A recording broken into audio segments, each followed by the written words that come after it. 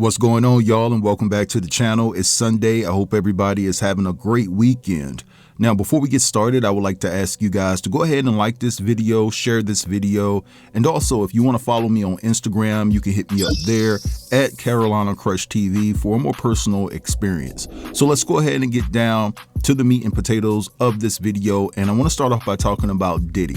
So we know that Diddy and Trump had a history back in the day. They were cordial to one another. They were friendly to one another. Don't know if they were ace boon coons, but at the end of the day, they were in the same spaces at one particular point in time. So when Diddy got hit with all of these charges and he was ultimately sentenced to 50 months, right? Now, after Diddy was sentenced, a lot of people began to speculate that Trump would ultimately run to his rescue to grant him a pardon. Now, this is what Trump said to a reporter back in October when Diddy was first sentenced. Right. Would you consider pardoning him? Well, he was essentially, I guess, sort of half innocent. Yes. I don't know what they do. He's still in jail or something, but he was celebrating a victory, but he seems, I guess it wasn't as good as a victory. Probably, you know, I was very friendly with him. I got along with him great, and seemed like a nice guy. I didn't know him well. But when I ran for office, he was very hostile. He said some not so nice things about you, sir. Yeah, and it's hard, you know, like you, we're human beings. Right. And we don't like to have things cloud our judgment, right?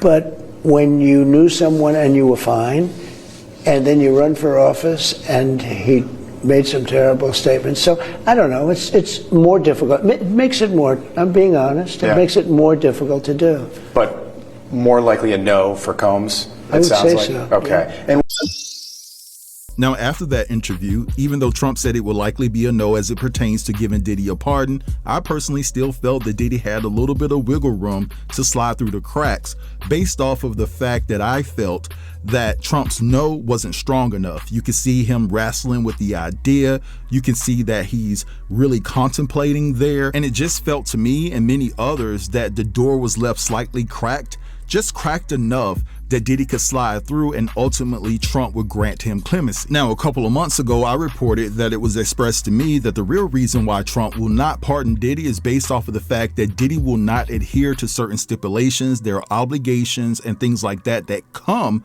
with him being pardoned, and Diddy just won't agree with it. He's not with it whatsoever. Now, fast forward to January the 7th, President Trump has basically said that it's a hell no that Diddy gets pardoned under his administration. Now, this explosive information was first reported by the New York Times, who ultimately interviewed Trump and posed this question about the possibility of giving Diddy a pardon. And Trump also revealed that Diddy penned a very passionate letter himself. It didn't come from his lawyers. Diddy penned this letter to President Trump asking for a pardon. Oh man, come on, man. Hook me up this time. Nigga, you crazy. Hook you up. Yeah, man. Check this out, man. I got these burgers, man. They some double cheeseburgers. Man, I'll suck your. Now, Trump went on to say that Diddy wasn't the only high-profile individual he will not give a pardon to. He also mentioned Bob Mendez and also the recently captured Nicolas Maduro and his wife. So now that Trump officially shut the door on Diddy, there is another way that Diddy can potentially get out of prison early. I want you guys to check out this clip and I'll be back. We have an exclusive. All right. About Diddy. So tell us about this. Right. So I think everyone knows that Diddy still has about 2.5 years left on his term.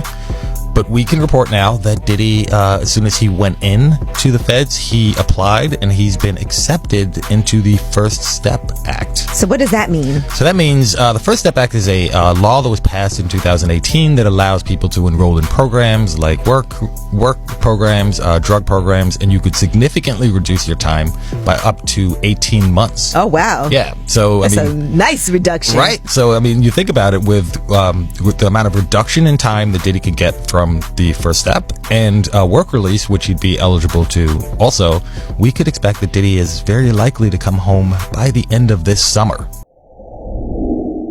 All right, so we just heard all of that. And listen, I'll believe it when I see it. That's how I feel about the situation. I personally believe that there will be other charges that will be filed against Diddy that will keep him in prison for the foreseeable future. Now, what's extremely funny about this dynamic is the fact that when Diddy first arrived at Fort Dix, he was parading and hopscotching across the prison, telling the other inmates that he was going to get a pardon for Trump at the beginning of the year.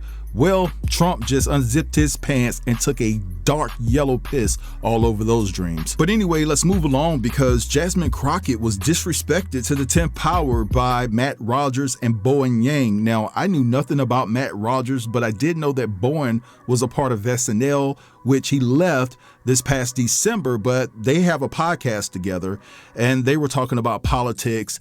And Matt Rodgers actually went off the deep end saying that people shouldn't donate to Jasmine Crockett. I want you guys to check out what he had to say, because it's very disrespectful. I don't look back in regrets, because we were part of the culture we were part of. Should we have listened to the populist message all along? Is that ultimately what would work for them? Yes. It's not going to be Gavin Newsom. And when anytime a politician is making it too obviously about themselves, I'm already done. We're out. Don't waste your money sending to Jasmine Crockett. Do not do it. I must agree. Don't do it. You're going to waste your money. Take it from someone who sent Sarah Gideon like a ton of money in Maine. Like, just don't do it. Don't waste your money. Don't do it. It's hard enough to come by. Let me just qualify the Jasmine Crockett thing. She's not going to win a Senate seat in Texas, you guys. Like, if Beto O'Rourke couldn't do it, like, Jasmine Crockett is not going to do it. She is and it's nothing against her.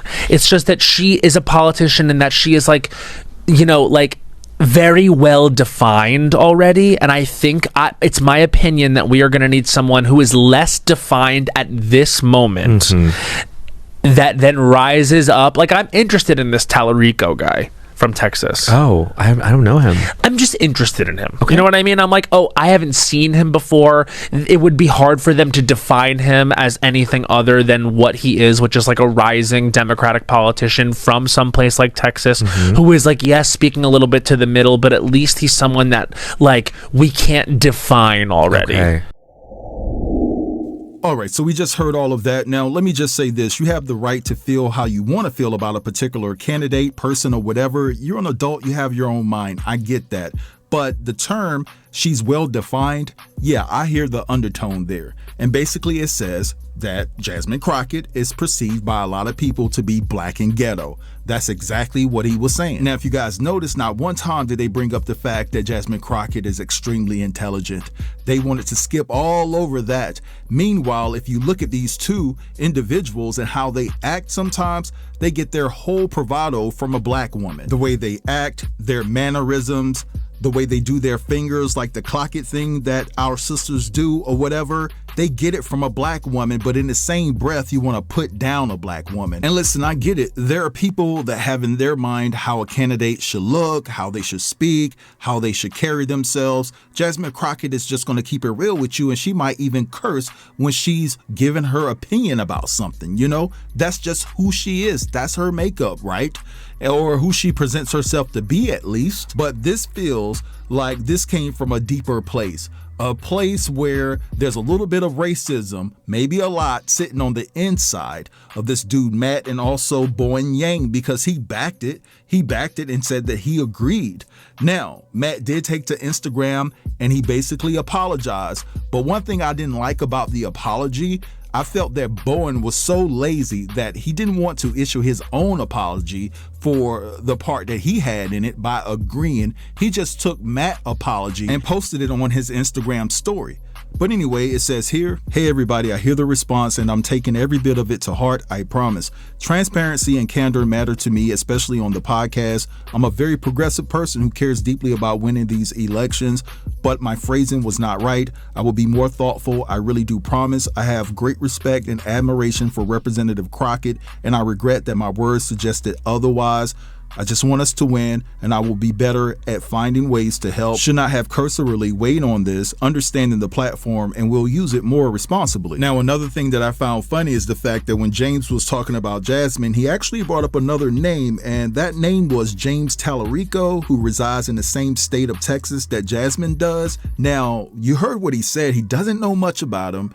He doesn't have much of a proven track record like Jasmine, but he's more interested in propping him up over Jasmine. And listen, like I said, I want to reiterate, you don't have to like Jasmine as a candidate. You don't. You like who you like. But it's just interesting that you can have all these accolades and you've been pounding the pavement for so many years trying to affect change. And the only thing these two individuals can come up with as it pertains to why they feel like people shouldn't support Jasmine is based off of the fact that she's already defined.